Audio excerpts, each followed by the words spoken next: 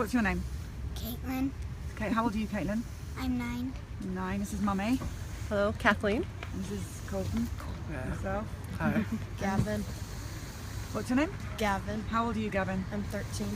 And you are Colton's I'm nurse? Emily. I'm his nurse. Yeah. Okay. All right. Let's do this, everyone, because this is a very, very important story. They're all important stories, but this is a story I've been wanting you to hear for some time.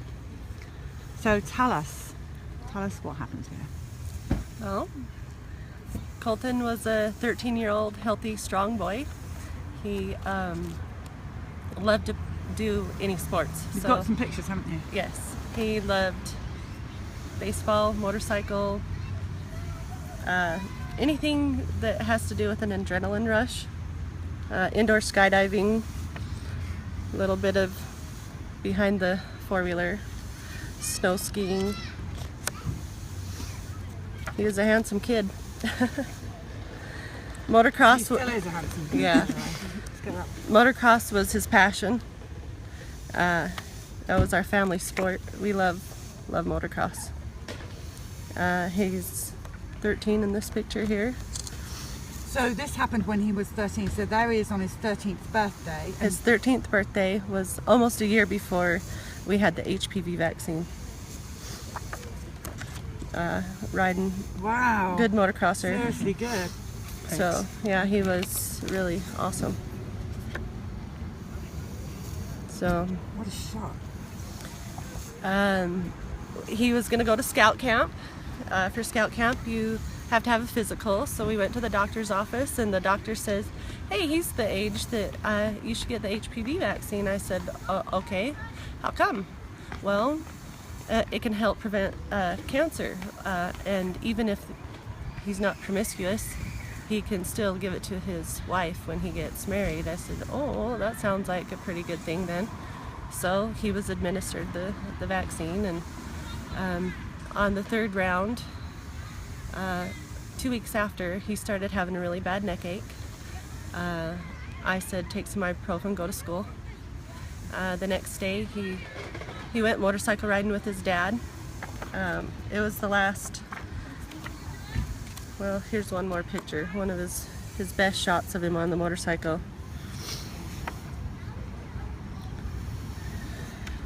Strong kid. He loved showing off his muscles. Well, Like any strong boy, working out and having fun. Active. Very active. yeah. Very active. That was right before school started, his 8th grade year. For Christmas, he got a big boy bike, so he was upgrading to the adult size bike. He was better than his dad. On his little bike, he could outrun him. And then this is the last day he got to ride that big boy bike. And that day he came home, he was pale, starting to feel nauseous, really sore neck. He didn't feel good. He went to bed, and the next day I checked on him. He still didn't want to get out of bed. I just thought, "Man, you're just really weak and exhausted." And that evening, when he sat up to take a drink of water, he said, "Mom, can you give that to me in my left hand? I can't use my right arm very good. It's weak." And he tried to lift up, and all of a sudden he just flopped back, and his head just hit the pillow. And I went, "Colton, are you going paralyzed?" Like, in my head, I don't know if I said it out loud because I didn't want to scare him, but I just thought, "Do you have spinal meningitis?" It was my first really bad fear. But it was so late that evening that we didn't go to Instacare right away. We waited till the next morning, and I could have lost him that night. So my husband took him in to Instacare Monday morning, February 17th, 2014, holding his head for him because he couldn't get out of bed and he couldn't use his right arm. They immediately took him down to Primary Children's Hospital in Salt Lake, which is about an hour away by ambulance from our home. And they did, started doing testing, spinal tap, MRI. The MRI showed inflammation in his spinal cord in his neck from C1 to T12.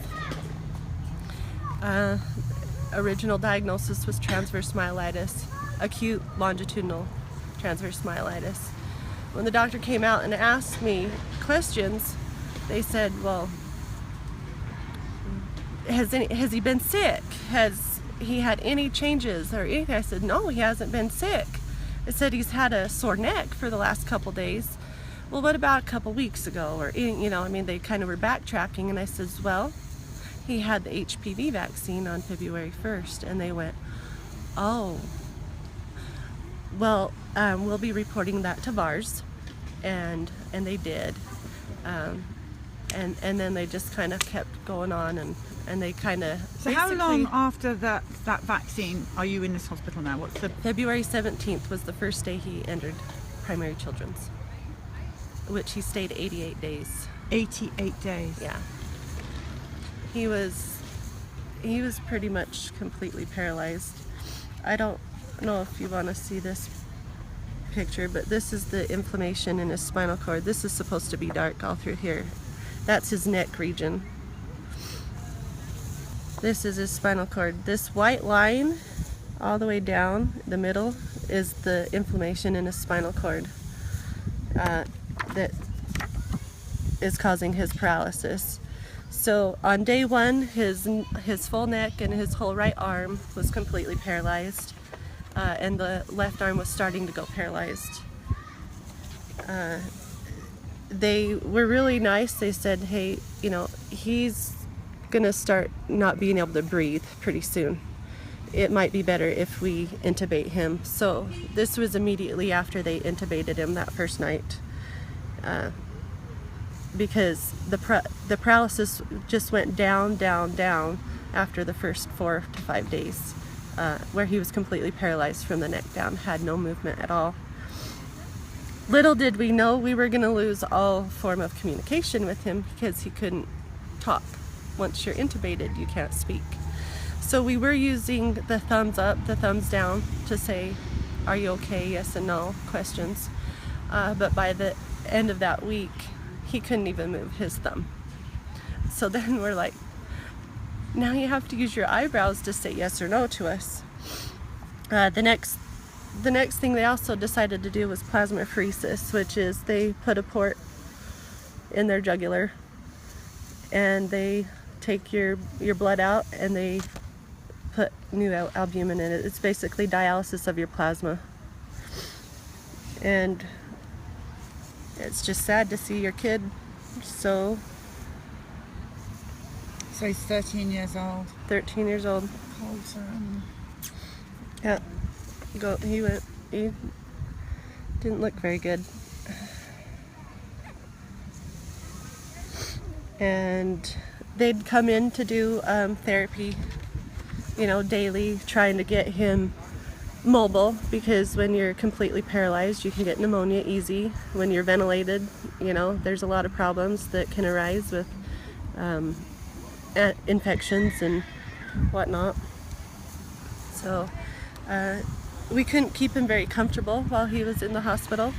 So he was always being positioned with frog legs and going back and forth with, you know, movements. We'd try to massage his legs. We'd lotion him and try to keep him comfortable.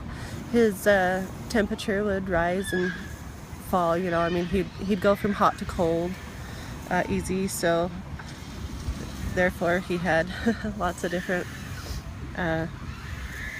he had gel pillows to hold him in the bed, but he also had ice packs or hot packs, and he'd go back and forth because of his temperature being not regulated very well. He's smiling in this photograph. Colton. So, boy smiling. The one thing about Colton is he does always smile, and you know, he's an awesome kid that way. He doesn't complain. You're good, huh? Yeah, I guess. So this noise that everybody's hearing right now, this breathing apparatus, do you want to talk about that? Well, kind of does get a little annoying in a quiet room. No one's annoyed, everybody's just desperately sad for you. Yeah, I'm it so does sorry. because So tell us from your point of view. Well, it does suck, like, not being able to play sports anymore. Because I did do a lot of sports, and it was my favorite. But You were an awesome sportsman. We've just seen photos of you.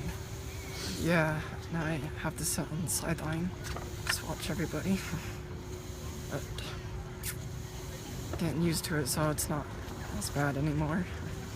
But I do a lot of fun things now, like my razor. I've gone skiing, camping a lot, so it's always been fun. Show some pictures. So Here's a picture of him in his razor. so this is recent. Last March. Yeah, a year But ago. you have to have this breathing apparatus with you the whole time. Yeah, it's about 15 pounds, so I always have to have someone with me to carry it, to get around. It's a literal ball and chain for him because his right arm is completely paralyzed. His left arm only has minimal function now. And he's lucky he's regained his legs and his core strength. He was a complete quad for a whole month and a half. We've done some very rigorous therapy in order for him to be where he is today. We would travel 100 miles round trip a day after he'd go to school to do a couple hours of therapy for a year and a half, 3 to 4 days a week, so that he could get his legs back. So the people who gave you this vaccine, where are they now? What do they say? Our doctor is actually, he's the doctor that delivered him. He's just a family practice doctor. I still like him. I am upset that he still wants to give the vaccine, but you know, he will not give it to boys anymore. He's cautioning on girls to give it to girls, but it's hard when you So he's not going to give the HPV vaccine to boys. correct. Colton, do you just realise how many boys? Yeah, that you just it's saved. good he's at least not doing it to boys, but lots of girls can still get hurt. I think the thing that I was so naive to whatever the medical doctor says, man, if the doctor's going to say something, he's the one that went to school. He knows the best. So of course you're going to do what they recommend.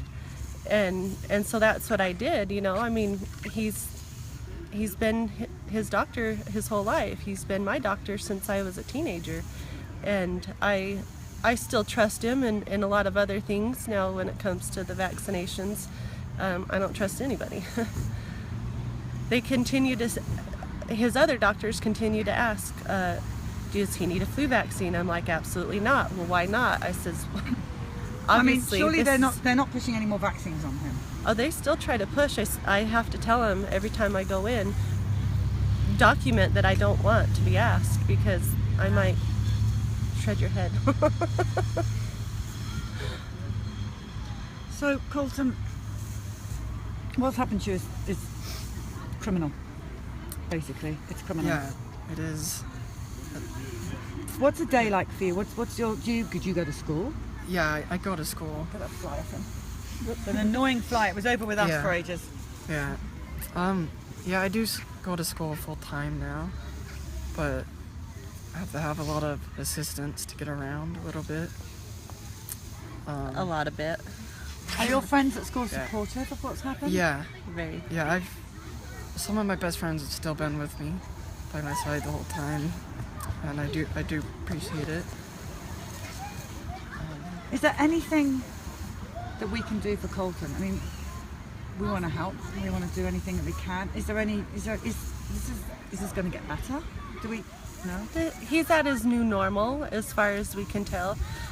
We've tried to do a diaphragm pacer where they insert a diaphragm and electrically stimulate the diaphragm. However, his diaphragm has atrophied too much. It wouldn't accept stimulation, so he's pretty much gets to be on this the whole time. People are asking if you're in pain still now. Not really anymore, no. No brain, no pain. No, I'm just kidding. No, I was in a little bit of pain though in the hospital, and for a little while after that, but it's starting to get a little better now. So when you couldn't speak, do you remember what that felt like? It was hard to communicate with people. Couldn't tell them how you felt exactly. It's just yes or no questions. He used his eyebrows really good though. He scrunched them Yeah. and raised them, and What does your headband say? Caught you staring. Yeah. It's funny, people's reactions. And they know they've been staring. It's funny. we keep a sense of humor with our lifestyle, I guess. That's how we get through day to day, and you know, we understand people are curious, and it's natural. I mean, so someone's different or looks different, you kind of look, but so this is kind of just a joke. The joke's back on you, you know. We caught you staring at us. What about anger? I haven't really burst out that much. I kind of just keep it to myself. I don't really like to complain. So, There's a lot of people on here that are very angry about what's happened to you. yeah. Very angry. Yeah, I'm angry that they're still giving out vaccine. I don't care that people are getting hurt. Mm-hmm. It's a joke. What's your message, both of you, all of you, what's your message to parents? Well, you gotta do your research. Like, you can't just trust a doctor anymore. You have to do your own ways to find out what's best for you. And it must have been hard on the dad. Yeah. Oh yeah. I bet he's angry. Yeah, very angry. It's affected him greatly. You know, he's his riding buddy. He's his hunting buddy. He works out in the garage with him. He mowed our lawn. Gavin gets to pick up any chores now that Colton used to do, and It's hard it's on all your on siblings him. as well. We know Yeah. that. We speak to the siblings a lot, and it's a very painful thing to watch your parents sad and what's happened to your brother. It's not okay. So you're allowed to be angry too. Yeah. Well, they've had both of my kids. They've had to grow up a lot the last 2 years without mom around. I've had to be with him. Not that I don't mind being with him. It's just that then I'm not with my other two. So it's a hard balancing act, especially when we were in the hospital and I had to balance being with him and having my other two kids still going to school, and at night, you know, he's still kind of like having a baby. You know, you have to wake up to the monitors and the alarms that go off, or if he needs to go to the bathroom, he can't just run out of the bed by himself. He has to be, a ventilator has to go with him. He has to have his cervical collar on in order to go to and from the bathroom. It's gotten a lot better now. But before, when he first got out of the hospital, he wouldn't do it by himself. Now he will do it a little bit by himself. I can show you a picture of him. I cannot tell you how many people are coming forward to us. I mean, our story, Vax, is about the MMR. And since we put Vax out, Gardisil is... Can I show you this? Possibly, would you say? But Gardisil and DTaP. The worst. This is a little embarrassing for him to show this, but just so you can see what he looks like when he is balancing his head and trying to make it not fall forward, because he is quite paralyzed in his neck. You can see the distortion in his shoulders, and this is him trying to roll out of bed by himself and then disconnect so he can move around for a minute free of the ball and chain. And you're smiling again, Colton. Yeah. This was actually taken at 3 in the morning, and he's always smiling. He's just a good You kid. know, you're a real example to all of us. You really are truly an example. life gives I'm us so all proud of you. challenges. We're all so Thank you. proud of you. Really, really, truly proud of you. Yeah. All of you. We know all your pain. We love you guys. He loves to stay active. We just bought him a recumbent bike that we've modified all to the left hand so he can maintain some function on his own. And he cruises in this thing. It's pretty awesome. That is amazing. So no matter what your ailment in life, you know, our saying is to just keep on keeping on.